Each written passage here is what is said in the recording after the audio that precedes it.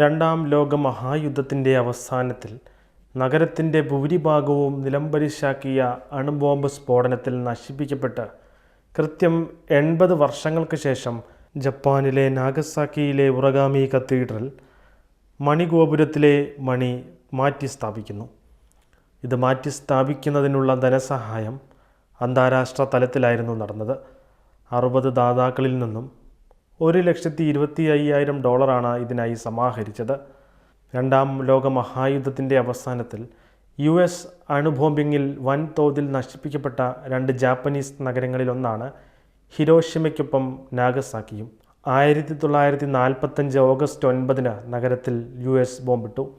എന്നാൽ ബോംബാക്രമണത്തിന് ശേഷം ഉറഗാമി കത്തീഡ്രലിലെ ഇടവകക്കാർക്ക് യഥാർത്ഥ മണികളിലൊന്ന് സംരക്ഷിക്കാൻ കഴിഞ്ഞിരുന്നു. ഇത് പിന്നീട് പുനർനിർമ്മിച്ചതിന് ശേഷം ഒരു ഗോപുരത്തിൽ പ്രതിഷ്ഠിക്കുകയും ചെയ്തിരുന്നു. പക്ഷേ പുനർനിർമ്മിച്ച രണ്ടാമത്തെ ഗോപുരം പതിറ്റാണ്ടുകളായി ശൂന്യമായി കിടന്നു. ബോംബാക്രമണത്തോടുള്ള പ്രാദേശിക കത്തോലിക്ക ജനതയുടെ പ്രതികരണത്തെക്കുറിച്ച് ഒരു പുസ്തകം എഴുതുകയും ഗവേഷണം നടത്തുകയും ചെയ്യുന്നതിനിടയിൽ നാഗസാക്കിയിൽ പതിവായി എത്തിയിരുന്ന ഒരു Williams college sociology professor James നോളനാണ് മണി മാറ്റി സ്ഥാപിക്കുന്നതിന് മുൻകൈയെടുത്തത്. July 17 archbishop Peter Michiaki Nagamura മണി ആശീർവദിക്കുകയും saint Kateri bell of hope എന്ന് നാമകരണം ചെയ്യുകയും ചെയ്തു.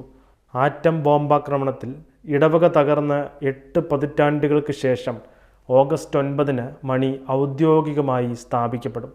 1945 പള്ളിയിൽ നിന്ന് 1600 അടി പടിഞ്ഞാറ് ബോംബ് പൊട്ടിത്തെറിച്ച കൃത്യസമയം രാവിലെ 11:02 മണി മുഴങ്ങുക എന്ന് നോളൻ കൂട്ടിച്ചേർത്തു.